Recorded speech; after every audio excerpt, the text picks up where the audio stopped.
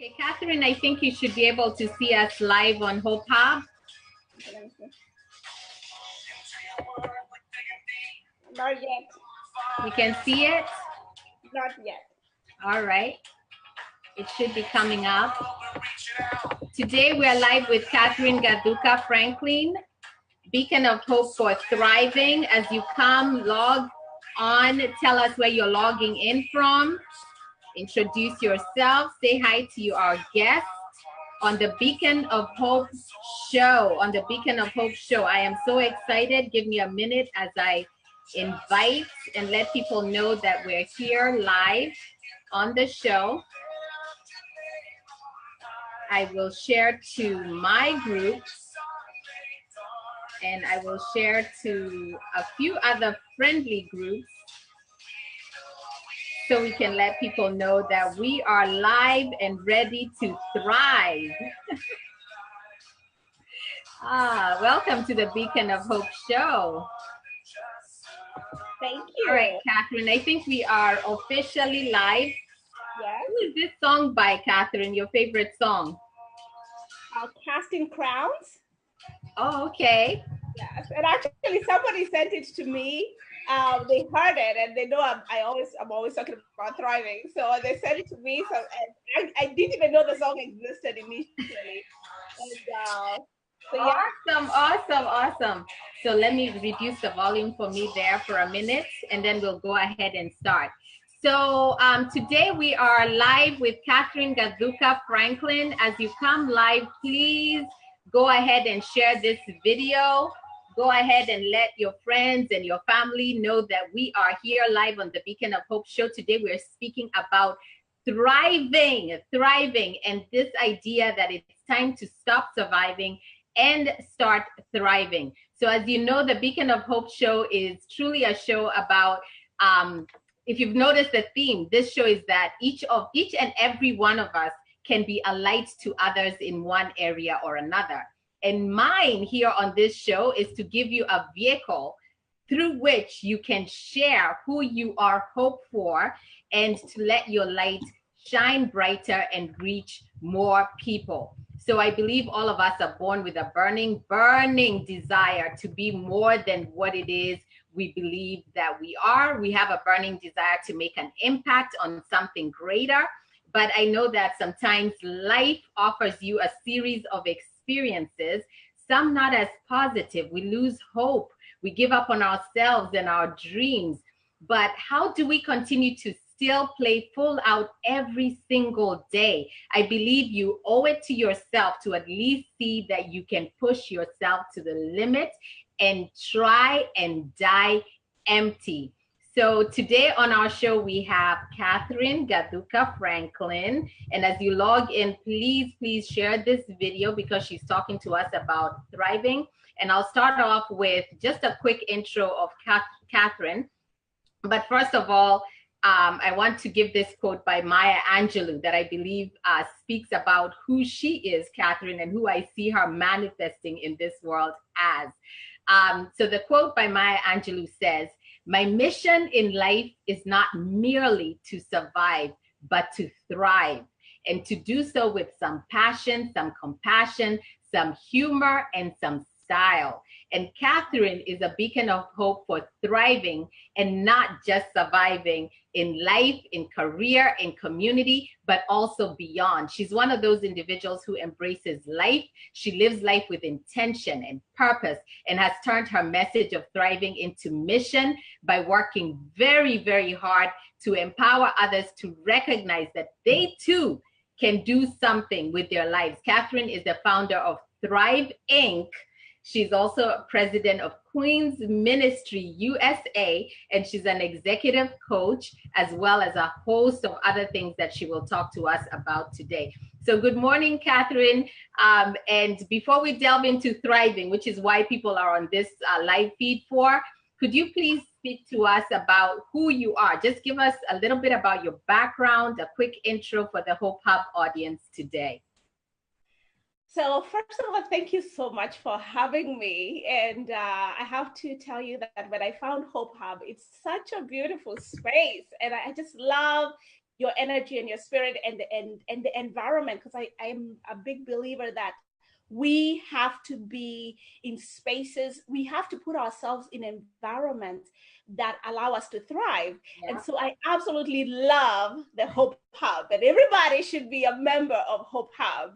So so anyway, thank you so much for having me. A little bit about myself. I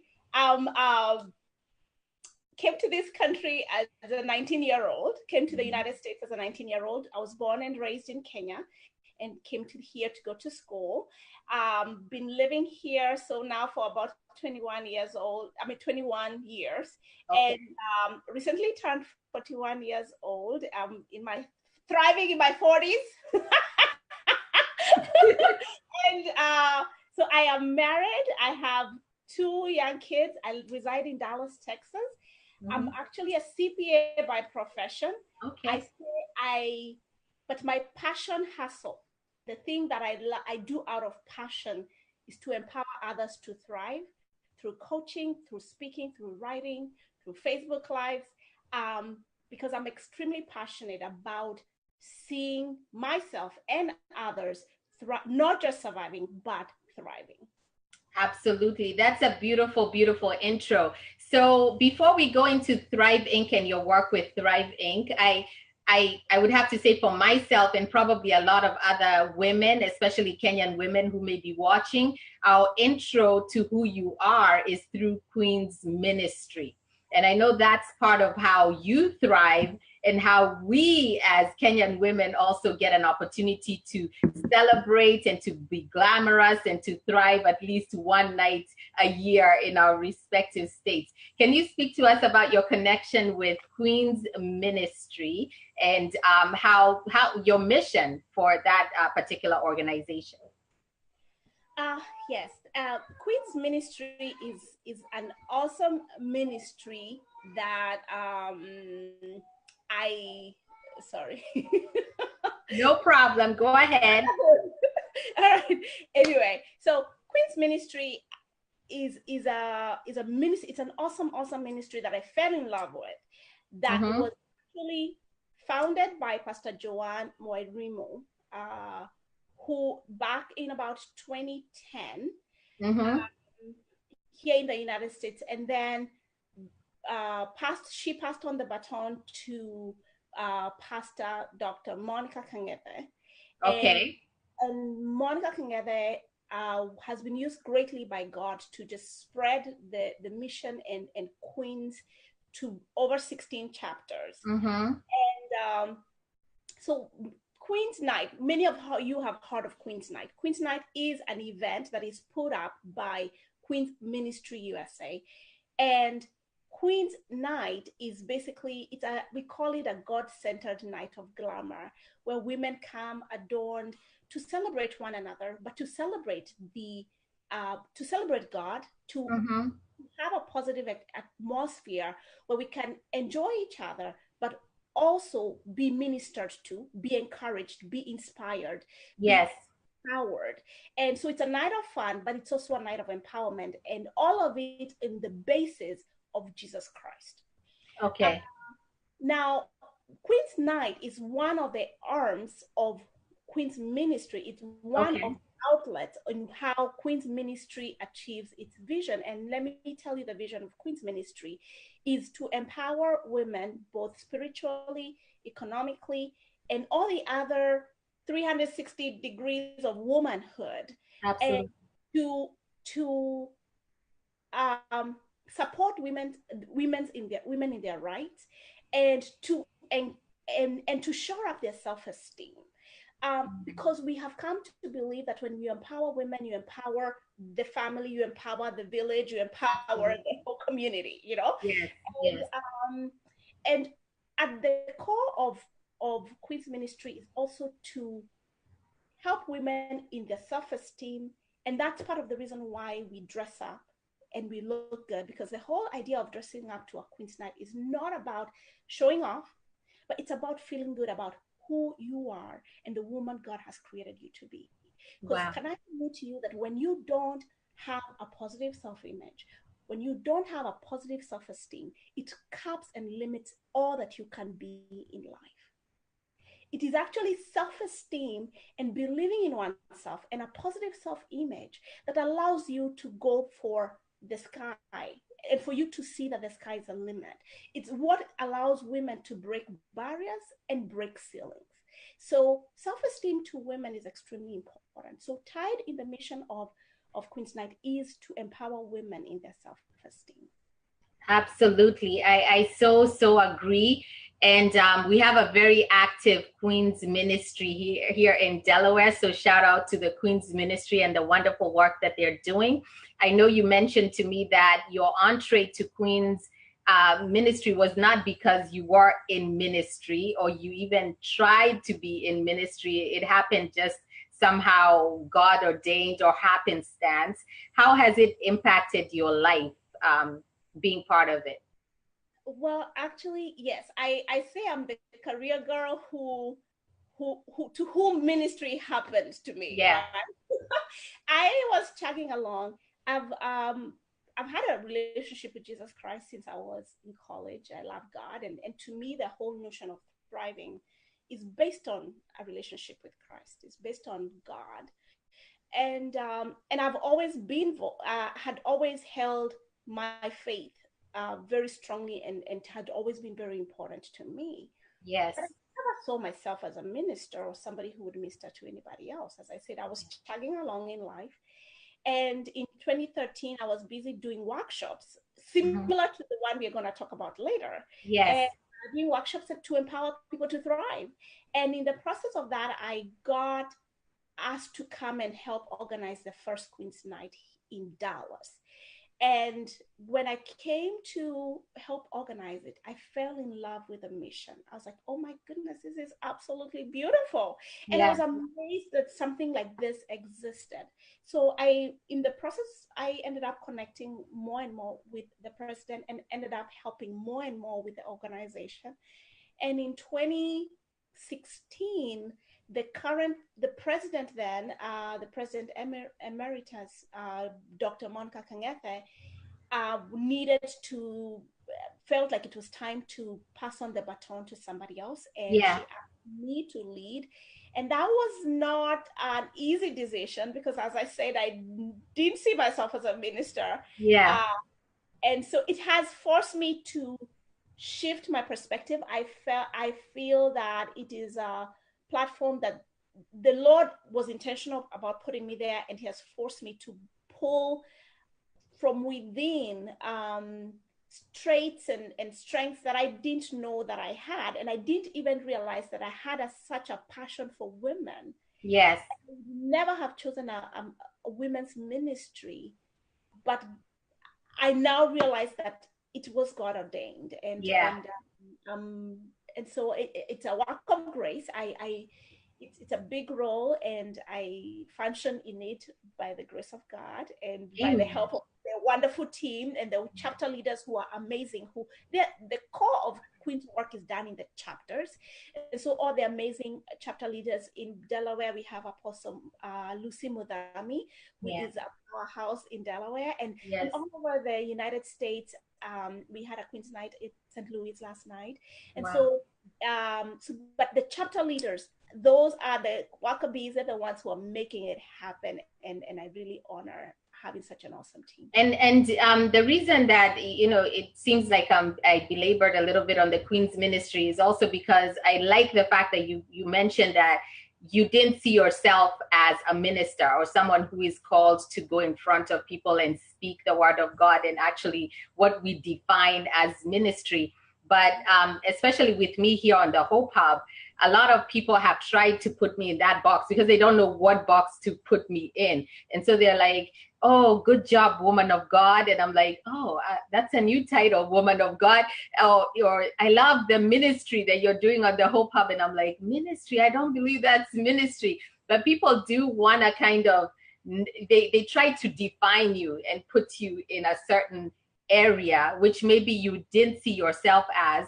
But I like the fact that with every guest that's come here, whether they are people of the cloth or people who are in ministry, they talk about it as, this is not something that I went after. It just kind of found me. And really, whatever you're doing in your life, if you're a mother, I know Wairimo Kimani, that's what she said. She said, if you're doing business, entrepreneurship, in your career as a mother, what you're doing is ministry. You're ministering to your family as long as you're reflecting the values, the God values in you, and being a manifestation of light in the community. That's your ministry. So you don't have to have this huge evangelist or minister title. It is just how you manifest as a person of God and someone who is there to talk about how God has impacted in your life and how you can connect to God for yourself as well.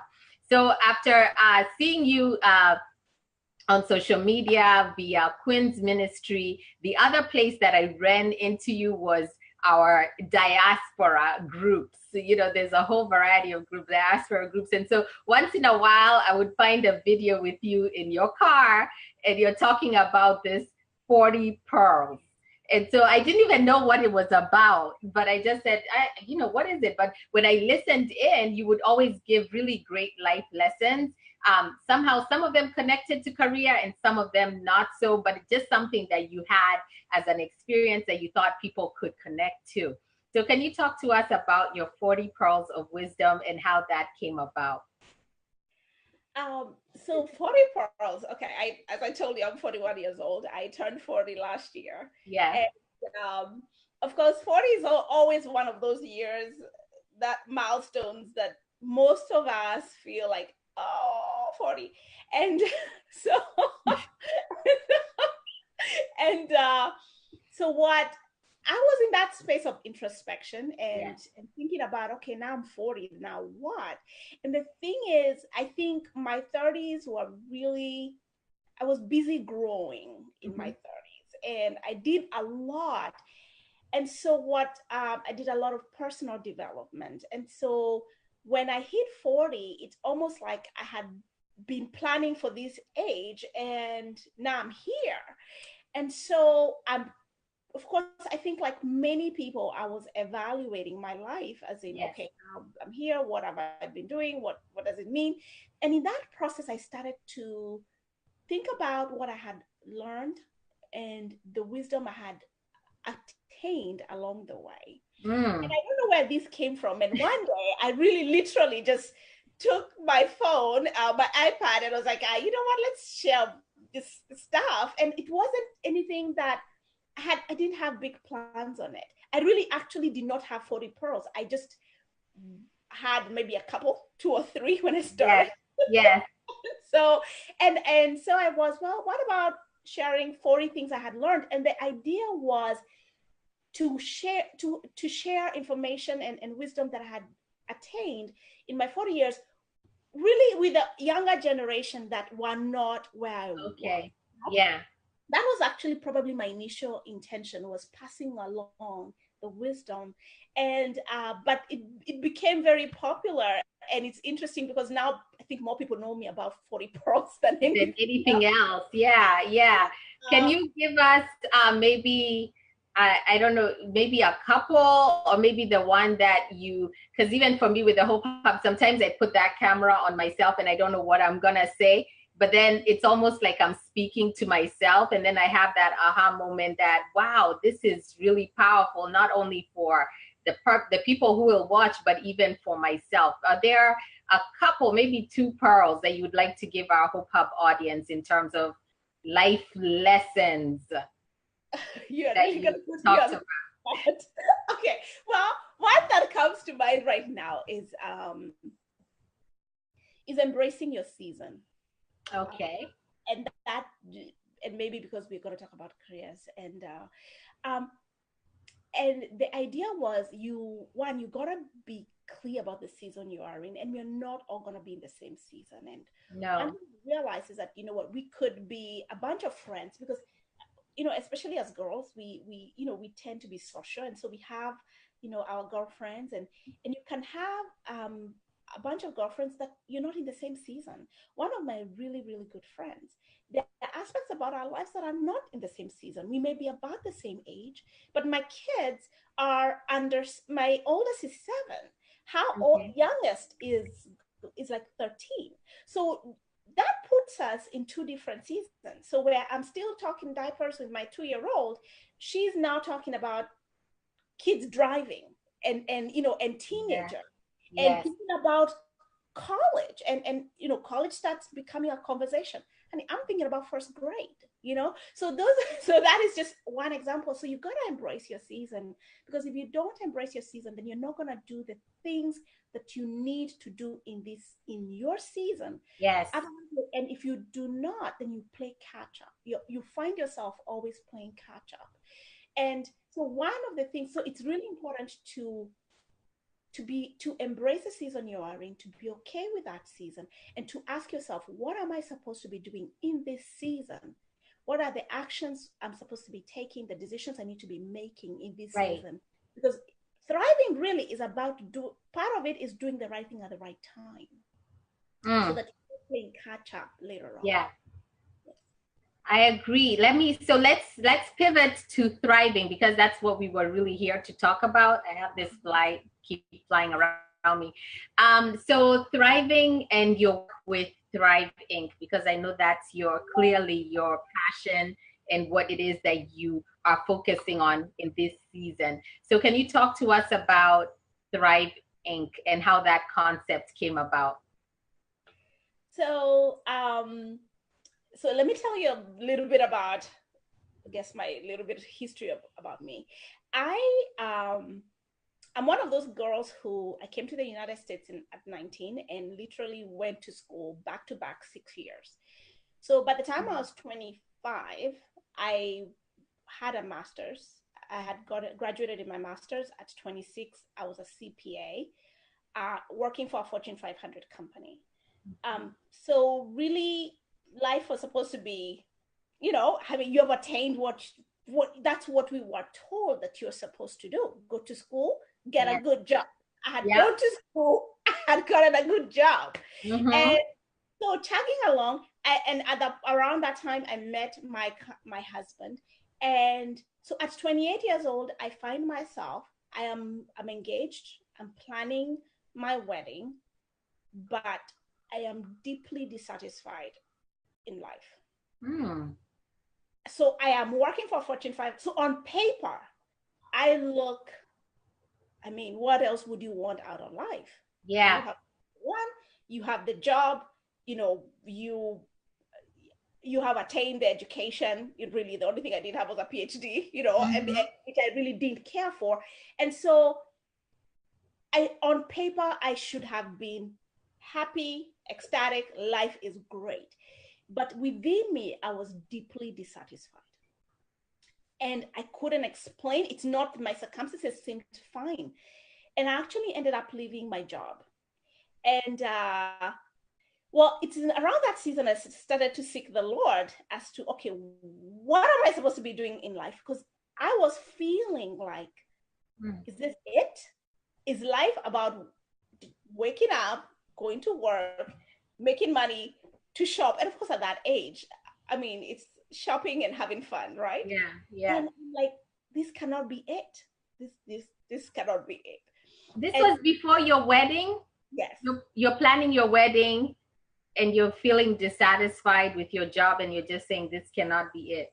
dissatisfied with, yes. I'm happy that I'm getting married. I Yes. love my fiance. I Yes. love that.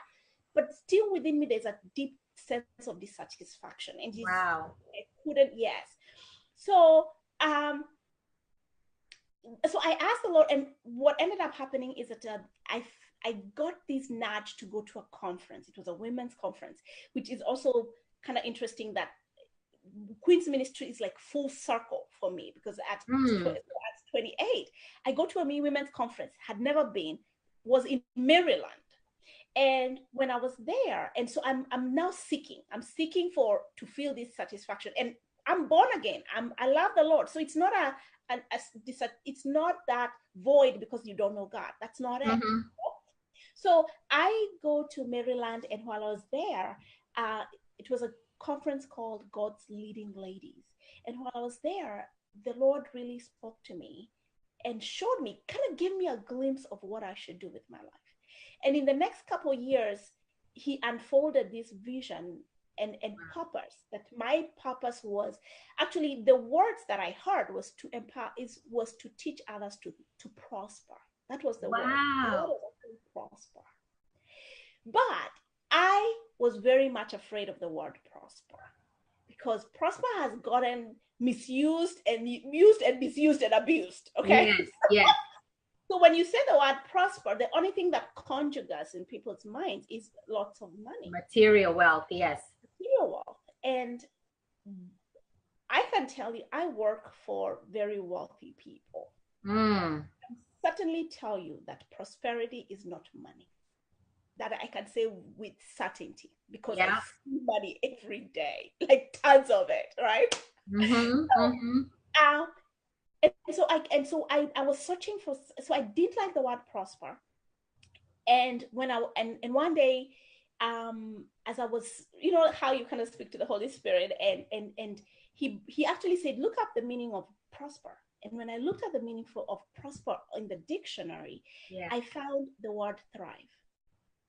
Wow. So actually, thrive is synonym to prosper, but thrive conjugates a whole lot of different positivity. When you say, I want you to prosper, many people, because they have a negative perception with that word, and if they don't see themselves as having the ability to prosper, they will reject that concept. Okay. But thrive, we can all embrace thrive. We can all thrive. Yes. So I love thrive. And the definition I love about thriving is to make progress, to grow, to make progress in spite of circumstances. Wow. Okay. Yes. I love that. And that is a definition. So when I saw that, I was like, okay, this is it. I can get with this. You know? Because any one of us can prosper, can thrive, because thriving is personal. My thriving and your thriving is not the same. Thriving is personal, but it is not hindered. It's not circumstantial. It's not hindered by circumstances. Right. In the sense that I can be given one set of circumstances, the other person can be given a totally different set of circumstances, and we can both thrive. Because when you define thriving as making progress, then it means that any one of us can thrive. Even the person who has extremely difficult life circumstances, they can thrive, because within us, each one of us came into this world with something called potential. And we came into this world with potential. And let me say this, even the person who has a very strong handicap has potential. Because even if the potential is to breathe, that is potential. And so everything that was created by God has within it potential for growth. No matter whether that potential is as little as raising the arm, and that is all the potential a person has. Right. Or whether it is, the myriad of things that we can be, we all have potential, and therefore we all have the ability to thrive. So let me ask you this. Then, since you had already been prosperous according to the world's definitions of prosper, and you still felt unfulfilled, what then became your new focus to where you said, now that I know the definition of what it is to thrive, this is what I'm now going to focus on instead of this prosperity angle, period. What did you decide this is now going to be what it is I'm going to evolve and grow in? So for me, thriving became about, let me use this. There's a verse that says that to eat, drink, and find satisfaction in your work is a gift from God. It's in Ecclesiastes. I think that to me is a big part of the definition of thriving. For most people, the fact that you can, that eating and drinking, and living, there's a sense of satisfaction it gives us, but also work gives us satisfaction, and not just work that is career. Yeah. But work, being able to be productive, gives you satisfaction. So I then became that thriving is part of thriving is doing work that is that brings satisfaction to you. And part of, and that is why when I talk a lot about careers and I talk a lot about business, because if we're going to spend 8 hours of our lives, 40 hours, 40 plus hours, when you think about that, you work 40 hours plus the driving time plus the prep time, you're looking at 60 hours a week that you spend on this work directed towards because of this job, then you realize that a big part of your work is a big part of your thriving. If you're not thriving in your work, chances are you're not thriving in life. And that was my other question was, what are some signs that you're living in survival mode and not thriving? Because I know you felt it was an inner thing, dissatisfaction. Are there any other signs that people should look out for in their own lives that they're not thriving? The dissatisfaction, I don't like my life. Yes. Another sign is always comparing yourself with other people and falling short. Yeah. And then it is that living in the future and not in the present, like living in the past or living in the future. And not in the present. Not in the present. Wow. Wow. So yeah. So those are some of the things that to me are indications that you're just surviving to get to the next day, next thing, or surviving till the future happens. Wow. Wow. And all we have is the present moment. You don't have the future, you don't have the past, you just have the now. And it's so important to focus on where you are right now. And you can focus on where you want to go, but don't forget to live today. So what are some strategies that our audience can employ to stop merely surviving and start thriving? And I'll give a shout out. Let me see who's on. Winnie Ongera is watching. Doreen Selly, who is a thriver, the Fab Life. Mary Kim, Shadrach Maora, Grace Mfondikum. Hi, Grace. Alice Waidaka Koinage, Kami Kim, Lucy Kimani Wamaida Derito, and of course you, Miss Catherine Gathuka Franklin. So I just wanted to give a shout out. Please feel free to ask questions of Catherine. Hi, Lucy. So go ahead. What are some strategies that some of the people who are watching and those who will watch the replay can employ to start thriving in their lives, even if it's just a couple? One of the things is to know yourself. It's really important to know yourself. Yeah. Know your truth. And let me first say, to know yourself is to know who you are, what you're good at, what are your strengths, what makes you tick, what brings joy. Yes. Because the more you're doing things that are meaningful to you, that bring joy, that are connected to your strength, the more your ability to thrive. Wow. And one of the things that is, and we'll talk about careers in a minute, but it's really important to connect your work with your strengths.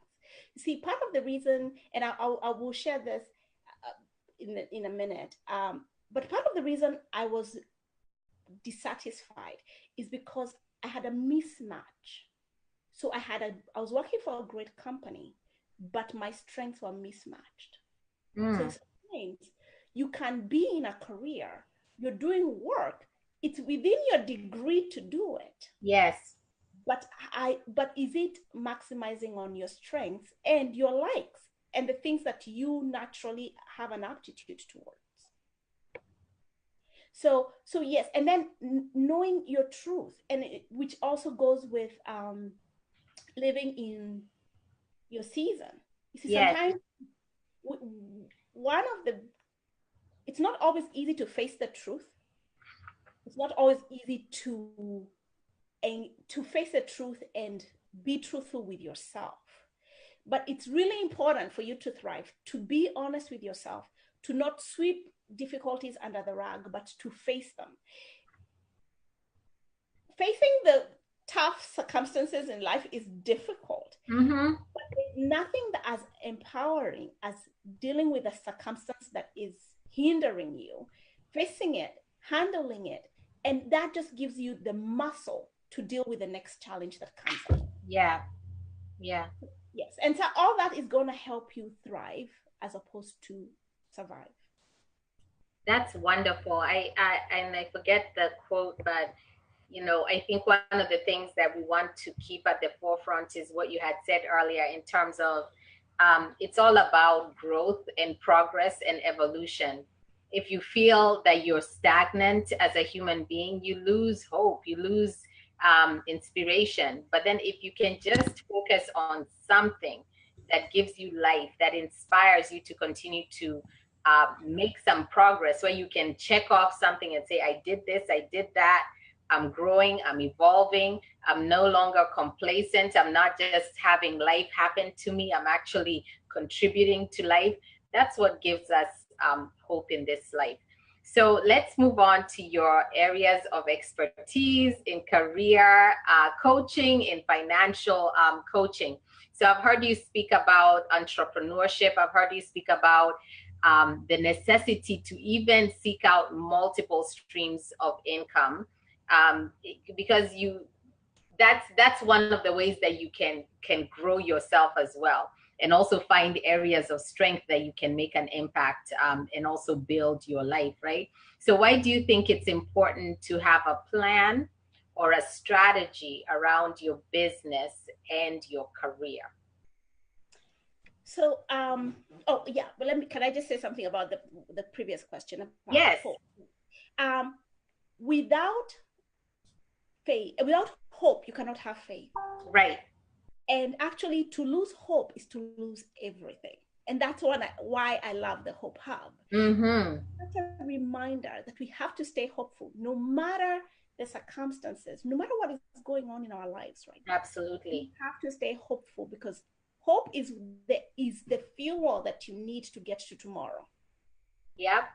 It's actually the thing that gets you through survival to thriving. That conduit, yes. It is a conduit, and it's extremely important. And that is why, out of everything that remains, faith, hope, and love, hope is right there. Yeah. Without hope, really, you can't thrive. There's no thriving without hope. Yeah. And then the one other thing I was going to say is mindset. The verse that says that, beloved, may you prosper may you prosper and be in good health, even as your soul prospers. Yes. And your soul is that space that has your intellect, your will, and your emotions. And the thing is, when I say intellect, your mind, mm-hmm. Your mind is a big factor in your ability to thrive.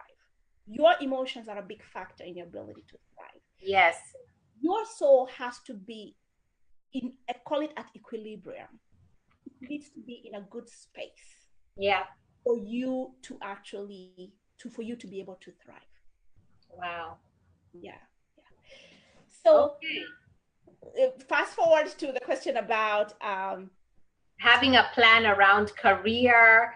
And there's some people who are in business as well. So I know that you've also focused on the financial piece, the entrepreneurship piece, and the career piece. So just having a plan or a strategy, why do you think that's important? So one, when we fail to plan, we plan to fail. Mm. And that is just life. It's extremely important to have a vision about where you're going. Yeah. And what you want out of life. So whether it is that business or whether it is that career, you need to have a vision about what you want. Yes. Out of it. Yes. And so it's extremely, and then your planning is around the vision. It needs to be around the vision. Now, the only thing I would say is it's important that your vision is not skewed or limited because you have a limited mindset. And that, to me, one of the things I help people with as a coach is to break those limitations. Wow. I just got a testimonial from a friend who I coached. She had been an assistant director of nursing for a long time, overworked and underappreciated and underpaid, and but had not really seen herself as someone who could actually be the director of nursing at a Wow. facility. And it is in the process of us talking and coaching and focusing her and bring clarity to her vision and what she wanted, Mm-hmm. that she actually took a chance to go interview for a director of nursing position. And Wow. she has held that position now for 4 years, doing an excellent job, really good at what she does, getting paid well for what she brings to the table.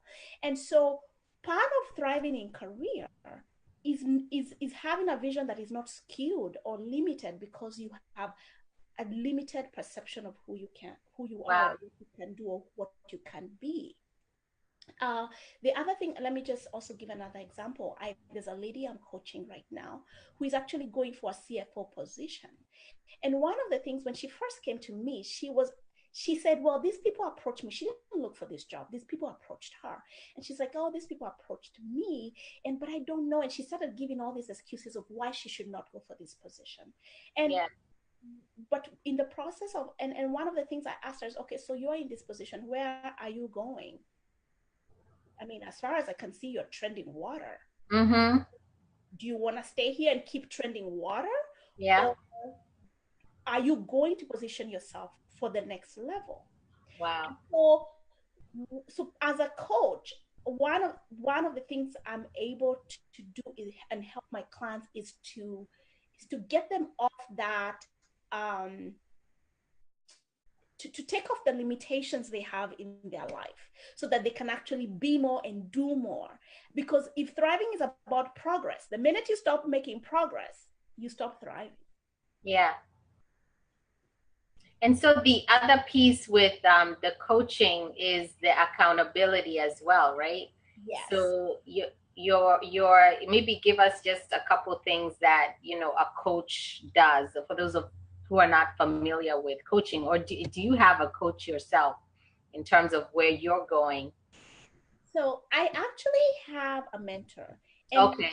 when I came from that, that conference I went to when I was very dissatisfied, I came across a lady who, her name is Coach Anna McCoy, is what we call her. And um, she caught my attention, and I got very interested in who she was.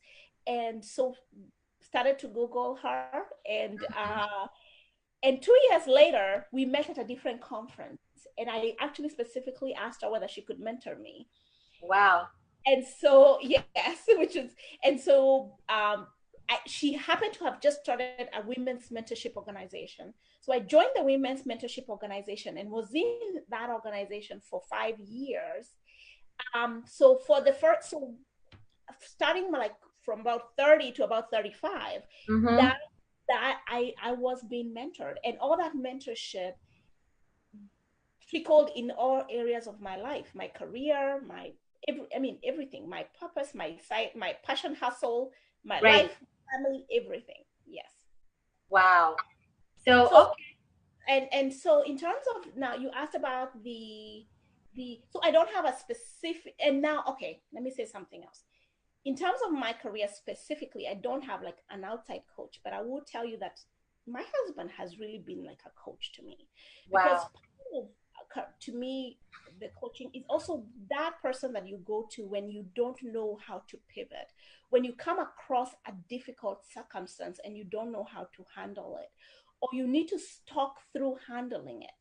And so my husband has been that to me. So a big part of being able to navigate my own career has been the fact that I had someone in my life who had experience in corporate and management that I could talk to, and he helped me. And I'll give you an example. When you come across something that you need to take action on, like Mm-hmm. for example, something negative that happens at work, somebody does something, takes action towards you that you need to take to take action on, Yeah. knowing which uh, challenge requires you to take action to go to HR and which one doesn't. See, because that has been actually invaluable. My husband has been invaluable Wow. in stuff like that. So giving part of coaching is what you do as a coach. You ask powerful questions that allow people to pull from themselves the solutions. Many times you're not necessarily giving people solutions. You ask them positive, powerful questions that allow them to look at something differently, to give them a different perspective. Yes, of course, I do also have some experience. So there's some things that I'm able to share. And so some of it is coaching, some of it is mentoring. Right. But because I'm also pulling from my own experience. But a big part of coaching is you allow people to pivot because you ask them questions that allow them to see you a circumstance differently. Absolutely. And change maybe their perception of themselves. And also, if you have a coach, and especially a coach that you're paying, you're going to hold yourself accountable. You're going to say, hey, I better get something out of this relationship, right? I know for me, and this is just a point of maybe vulnerability, even in the work that I'm currently doing in the Hope Hub, I've thought about getting a coach, because getting a coach would help me to gain clarity in terms of where it is I'm going. Maybe someone who will hold me accountable, someone who will give me some strategy in terms of what it is that I should do in order to navigate this space.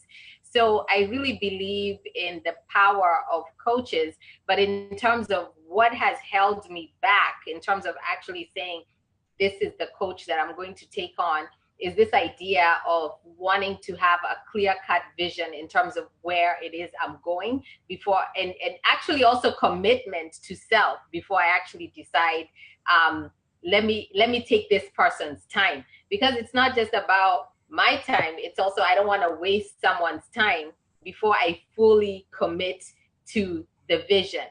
And then I also want to have a clear vision, because I don't want someone to tell me what it is that I should be doing and send me on their path, etc. So I'm glad that you talked about the fact that it's about really asking powerful questions that will pull out that information from someone to help them move in the direction that they should be going. And the last thing that I want to say is that it's both biblical and practical to get a coach, because a coach and a mentor is something, and an advisor is something that's actually spoken of in the Bible. And I have the verse, it's Proverbs 15:22, that says, plans fail for lack of counsel, but with many advisors, they succeed.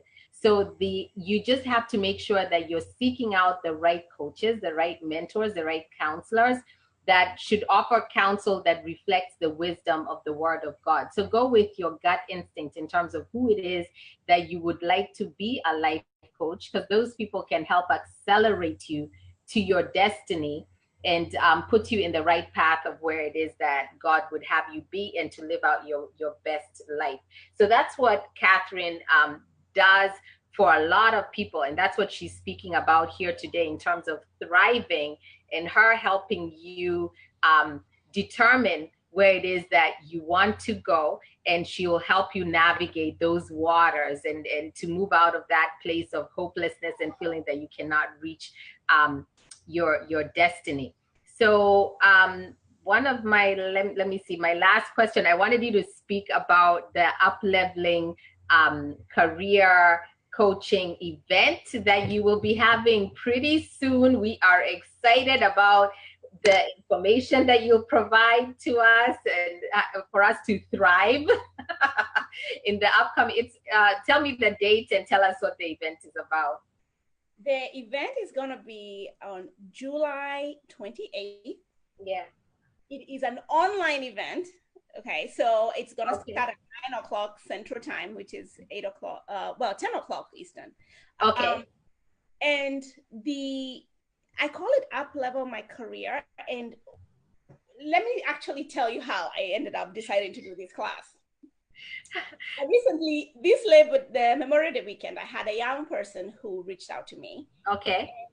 They actually reached out to me because, and I will say, people come to me, either people who know me, Yes. or who have a friend who knows me, and that's how 90% of the people who I have I've coached, and most times it wasn't necessarily a paid relationship, but most people I have mentored or coached came to me from friends of friends, referral, right? And so this person came to me because they were in this position, and somebody else had been seeking them out. So we started to have, so he's like, I don't know, what do you think? What should I do? Should I go after this other guy? And so we got to sit down and have a conversation about what he wanted, where he was going, and what company was going to give him that. What is a vision you have for your life, for your career? And out of these two companies, which one is going to enable you to get where you want to go? Okay. In the process of talking about that, we were able to strategize on, and of course, we also realized that he was probably being underpaid. And when I say under, I know sometimes when we say underpaid, I mean underpaid based on the market.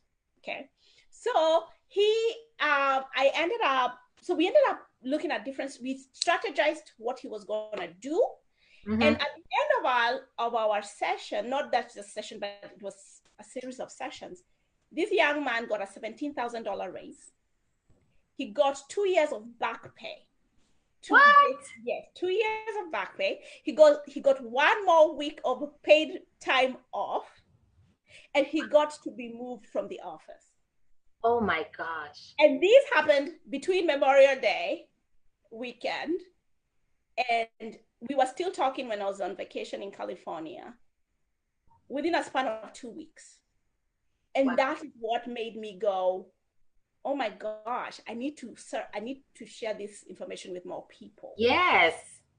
Yeah. And that is what brought on this class. To be honest with you, I have a 2-year-old, and I was coaching. I used to coach before One-on-one. Yes, before Queens came along, and then and I was doing workshops, and then Queens came along, and then I had another baby, and I had kind of stopped doing a lot of that. But I had been feeling in the last year or so that I need to get back to doing it, partly because young women who I had mentored in 2014 all reached out to me in 2017 and were like, you know what, Catherine, this is what happened in my life. This is what happened in I did a class called Ignite Your Prosperity. And the women in that class, all of them went on to do great things. A couple of them wrote books. Several of them changed their jobs. I mean, they just thrived. And when they came to that class, they were not thriving. They were survival mode. Some of them were existing, some were in survival mode. One of them went on to remarry, write a book, and after coming from a very bad domestic abuse circumstance, and was really, really in a broken space. And so these women all flourished, and for some reason in 2017 they all reached out to me, and they all reminded me, you need to get back to doing this. You are meant to do this. Wow. And so it had been eating at me, like at the back of my mind, that I really need to get back. And now that John is gonna be 3, I can't give excuses anymore. So I knew that it was time to get back. But in May, when I coached this young man, I was like, oh, I really need to share this with more people. So I'm looking forward to doing more classes, more group coaching, more classes, because it is my passion, and I am really, really invested in seeing people thrive. And so this class, Up Level My Career, is about that. if you're, I don't know, some people may be stagnant. It's not really about getting into your career. It's really about you found your career. And so how do you thrive in that career? And to me, thriving is doing work that you enjoy, being paid well, feeling that you can give your all to that work, Yes. and being paid well and recognized for it. That it's a complete package. It's not about just you doing good work and being mistreated and not being paid what you're worth. And being paid what you're worth is in line with the market. What does the market pay for that job? So we are going to be looking at how do you know what they should be paying for your position? Yeah. And if you're underpaid, what do you do about that? Mm-hmm. The other thing we're going to talk about is how do you negotiate your way to making more money? Wow. The other thing we're going to talk about is how do you handle office politics? Every workplace has politics. How do you handle it? So the politics is not throwing is not stifling your career, but you are actually you are able to thrive among that office politics because it is there everywhere. Yeah. We're also going to be talking about how to establish your brand in the workplace. We all have a brand, but do you have the kind of brand that will take you places, or do you have the brand that will keep you down? We are also going to be talking about how do you handle your boss? How do you handle the boss, and especially when you also have, there's some bosses who are very sweet, but there's some who are not so sweet. Yeah. you know and I'm trying to think about what is the other thing that we're going to talk about this. But anyway, the idea is that it's oh yes, if you feel like you've come to the end of the road in your career, and how do you pivot? How do you pivot if you have capped your growth, whether it's in that company, in that industry? How do you pivot so that you continue thriving? I also will, as a bonus, I'll do a Q&A. I'll let people ask questions, and actually they are submitting the questions as they sign up for the class. They are submitting questions, and I will answer those questions. But the other thing is also, how do you position yourself for that second wind career? And I'm talking about, and I don't know who all is going to be in the class, but if you have people who are in their 50s, who are now, the retirement is not too far away. Right. And I'm not a proponent of retirement. I'm a proponent of having a career that can take you to the twilight. My father left his work. I mean, literally left his work to go to the hospital. He was working up to the day he died. Yeah. And he loved what he did. And I believe in that. You need to have something, because if work is satisfaction, if God has put in us a need, a void that can only be satisfied by work, then we ought to find work that means that satisfaction doesn't go away because you're 65, because you're 70, because you're 75. It doesn't go. So how can you position yourself to have work that will take you to the twilight? So so those are some of the things we're going to talk about. Yes. But especially for when I say up level, it will take your career to the next level. As I said, I have coached people who didn't think they had the capacity for the next level, and they actually, after our work together, took the chance and got to the next level. I have not coached anybody who got less money. They all went up in their income because they had confidence.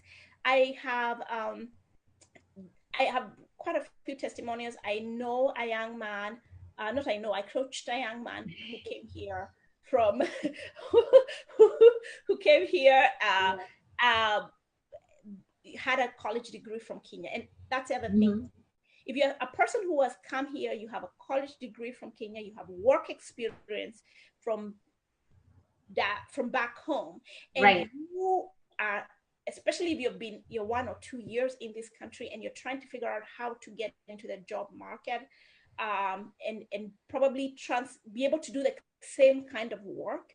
That's one of the things I've coached people on, because I hear people saying, oh, you have to start over.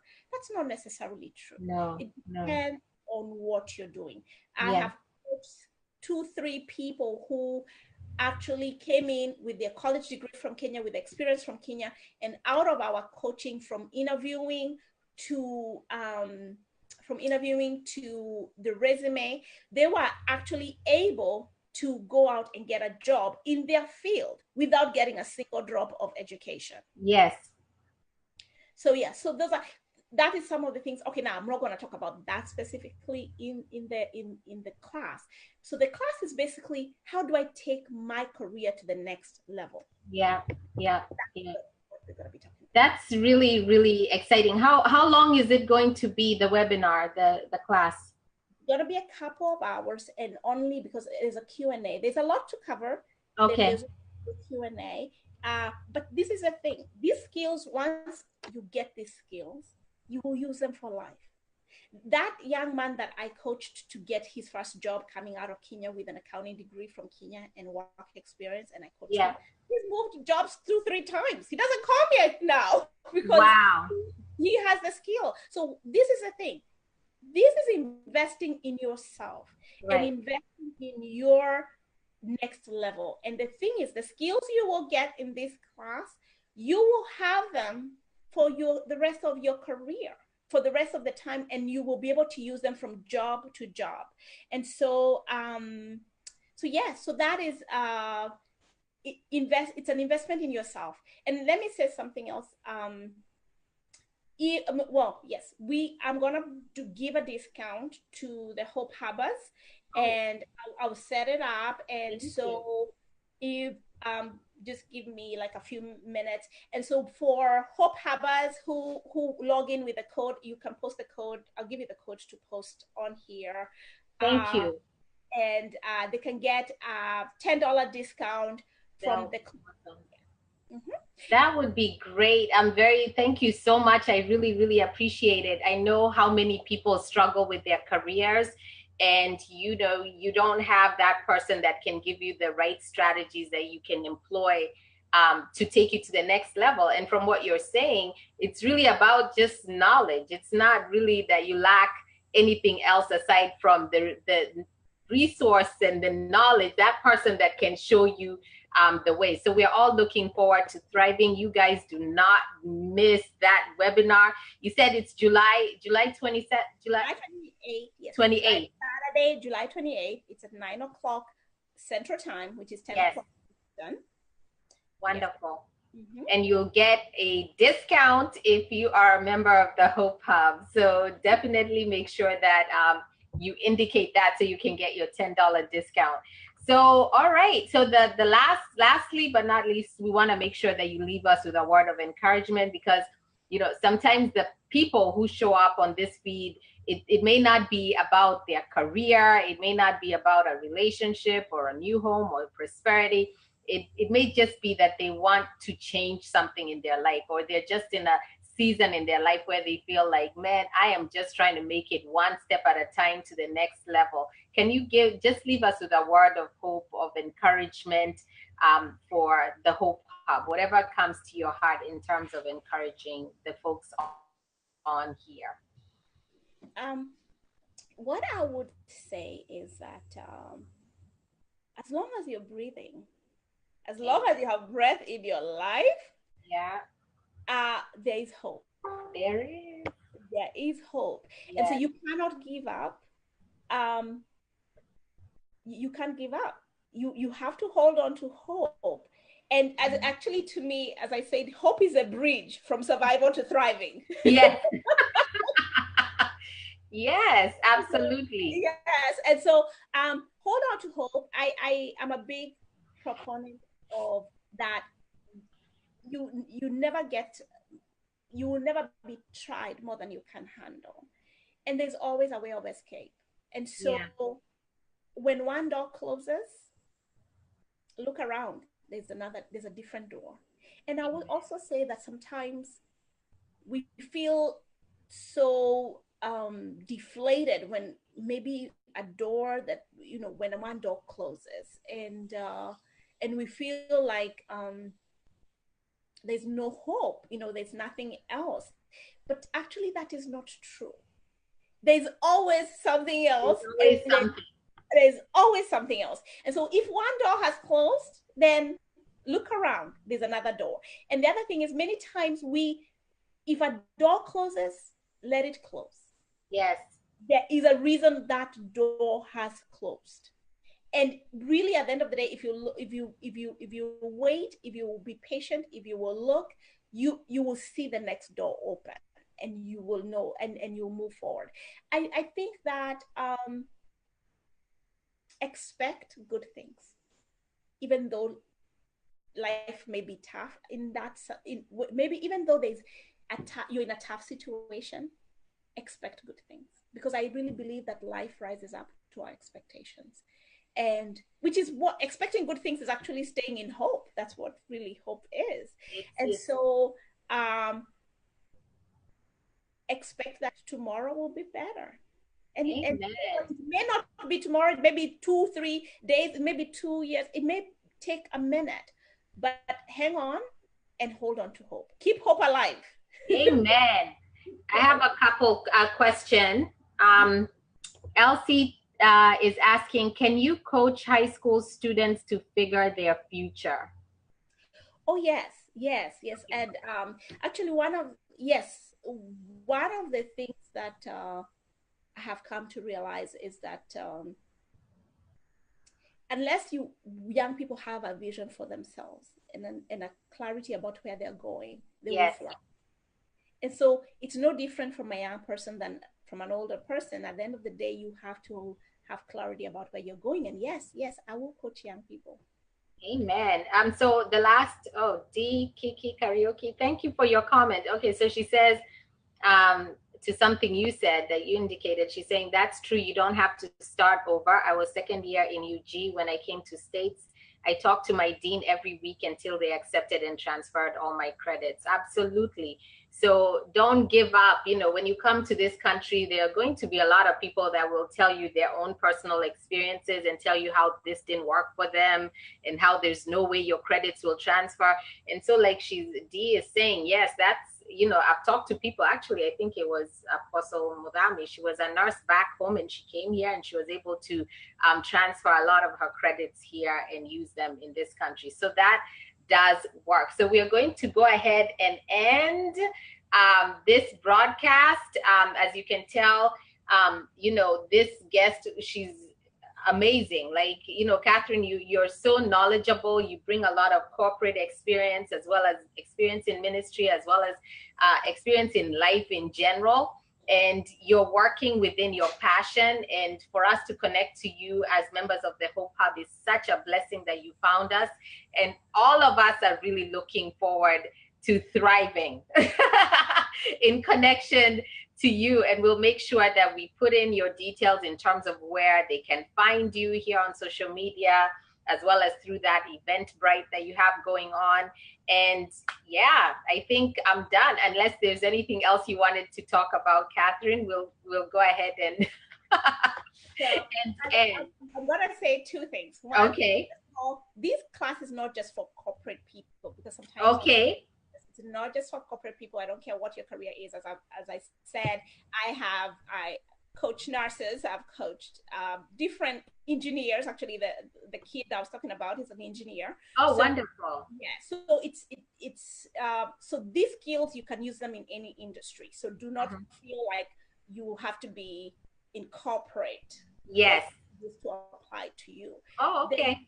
Then the other thing that I also wanted to, and then the last thing I was going to say is thank you so much for having me, Faith, and being here on this Hope Hub. As I said, I love this space. Everybody should be in the Hope Hub. So if you're there and you're watching from somewhere else, and you're not inside the Hope Hub, find the group Hope Hub. Yes. It's an amazing space. It's such, you wake up every day, there's something inspiring on there, something that will just shine the light on your life on a day-to-day basis. So get on Hope Hub. It's a great space. And so thank you, Faith, for stepping out in faith to start the Hope Hub. Oh, thank you. Thank you so much, Catherine. I'll end with a quote. I completely forgot this quote. It says, every great dream begins with a dreamer. Always remember you have within you the strength, the patience, and the passion to reach for the stars to change the world. That's by Harriet Tubman. And basically, what she's talking about is what dreams, what visions, what hopes, what aspirations have you postponed and left on the wayside?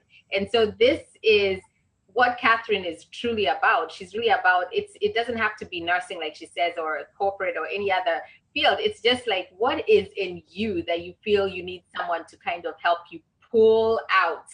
Pull out. Do not leave it to the vestiges of life and just live day by day, just surviving. We all have the potential to thrive. And God bless you as you guys go out to your Saturday. Enjoy the day. Make it a great day. Bye-bye. Bye, Catherine. All right.